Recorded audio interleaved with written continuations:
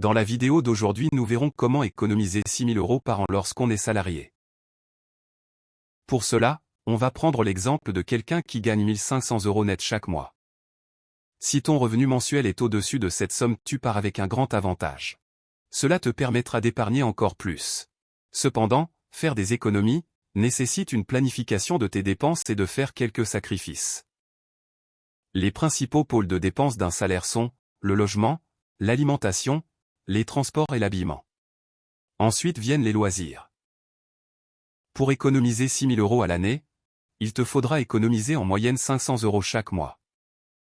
Ce qui signifie que pour un salaire de 1 500 €, chaque mois l'ensemble de tes dépenses te coûtera au maximum 1 000 €. Voyons à présent comment tu peux optimiser tes finances pour atteindre cet objectif. Commençons par le logement. En fonction de l'endroit où tu vis, le prix du logement n'est pas le même.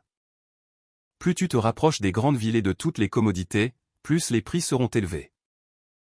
Si tu es locataire, je te conseille de louer un logement de 600 € tout au plus. Si tu occupes déjà un logement dans cette fourchette de prix, une partie du travail est déjà faite. Mais, si ton loyer est au-dessus de cette fourchette de prix, plusieurs solutions te sont offertes pour réduire cette dépense.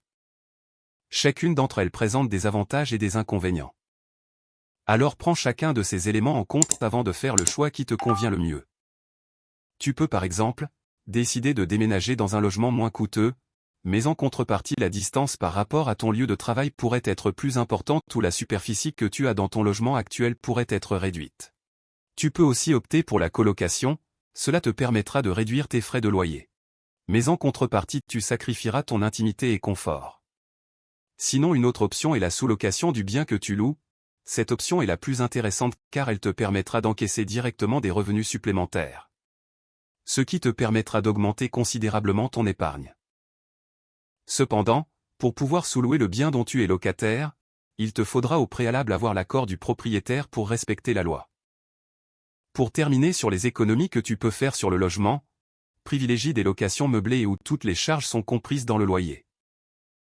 Cela te permettra d'éviter de t'encombrer en cas de déménagement avec des affaires qu'il faudra soit jeter, soit brader à petit prix ou encore déplacer. Quant à la prise en charge dans le loyer de l'eau, l'électricité ou encore la connexion Internet, cela te permettra d'économiser davantage. Maintenant que nous avons vu comment faire des économies sur le logement, voyons à présent comment faire des économies sur l'alimentation. Pour commencer, la plupart des entreprises proposent soit une restauration d'entreprise ou une carte de déjeuner pour son personnel. Si ton entreprise possède une restauration d'entreprise, profite-en pour manger durant tes pauses de midi. Cela te permettra de faire des économies. Ensuite le soir, fais-toi un plat à la maison. Non seulement c'est bon pour ta santé, mais également pour ton portefeuille. Maintenant, si ton entreprise propose une carte de déjeuner, utilise l'argent présent sur cette carte pour faire tes courses. Ensuite fais-toi des plats maison. Tu seras surpris des économies que tu feras. Par exemple au lieu de prendre un menu au restaurant à 15 €, si tu souhaites impérativement manger ce plat, achète en magasin les ingrédients qu'il te faut pour cuisiner ce plat et ramène-le au travail. Mis à part l'utilisation de la carte ou le fait de déjeuner au restaurant d'entreprise, il peut être nécessaire que tu fasses des dépenses supplémentaires pour ton alimentation. Cela nécessite une planification pour éviter d'acheter des produits qui ne font pas partie de ton budget. Par exemple, avant de te rendre au magasin, établis une liste des courses afin de n'acheter que les produits présents sur ta liste une fois que tu t'y trouves. À ce moment, tu te dis que la tentation est peut-être trop forte. C'est pourquoi je préconise de faire ces courses avec de l'espèce au lieu de la carte. En effet, en utilisant de l'espèce pour faire tes courses, tu évites d'acheter des choses dont tu n'as pas besoin. Alors pense-y, la prochaine fois que tu iras faire tes courses. De plus, tant que c'est dans ton budget, profite des promotions que font le magasin pour faire les économies sur les produits que tu achètes. À présent, voyons comment faire des économies sur les transports. Le transport est le troisième pôle de dépenses d'un salarié. Si tu possèdes une voiture, analyse le coût de ta consommation de carburant et choisis le type de carburant qui permet à ta voiture de consommer le moins sur un mois. Attention, le prix au litre n'est pas uniquement le seul facteur. Il peut s'avérer intéressant de prendre un carburant plus cher au litre mais qui nécessite moins de passages à la station-service. De plus, Tu peux opter pour le covoiturage pour tes déplacements, cela peut te permettre de faire le plein de carburant moins souvent. Maintenant, si tu utilises les transports en commun, le tarif que tu paies peut varier en fonction de ton âge ou ta situation. En effet, dans certaines villes ou régions, des dispositifs sont mis en place pour réduire le coût de la vie de certaines catégories de personnes. Alors renseigne-toi sur cela, et profite-en si tu as le droit. De plus, au lieu de prendre un abonnement mensuel de ton titre de transport pour tes déplacements, si tu te déplaces fréquemment, opte pour un abonnement annuel. Il offre généralement un mois gratuit sur l'année. Sinon, si tu ne te déplaces pas fréquemment, tu peux acheter uniquement les tickets pour tes déplacements. Cela te fera faire des économies et t'évitera de payer pour les jours dont tu n'as pas besoin. Voyons à présent comment faire des économies sur l'habillement. Commence d'abord par faire le tri dans ce que tu possèdes actuellement. Identifie les vêtements et chaussures que tu ne portes plus, puis donne-les ou mets-les en vente.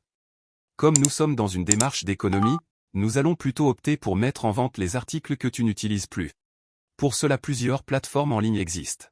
Alors renseigne-toi sur chaque plateforme et sélectionne les plateformes qui te conviennent le mieux pour vendre les articles que tu n'utilises plus. Ensuite, tu peux soit utiliser l'argent de tes ventes pour te faire des revenus complémentaires ou même pour financer tes prochains achats vestimentaires. Pour faire des achats, évite d'acheter lorsque le prix n'est pas réduit. Si tu aimes acheter en magasin, attends les promotions ou les soldes. Et si tu aimes acheter en ligne, fais des achats sur des plateformes où les prix sont inférieurs à ceux pratiqués en magasin. Utilise également les comparateurs de prix et codes promotion pour réduire tes factures.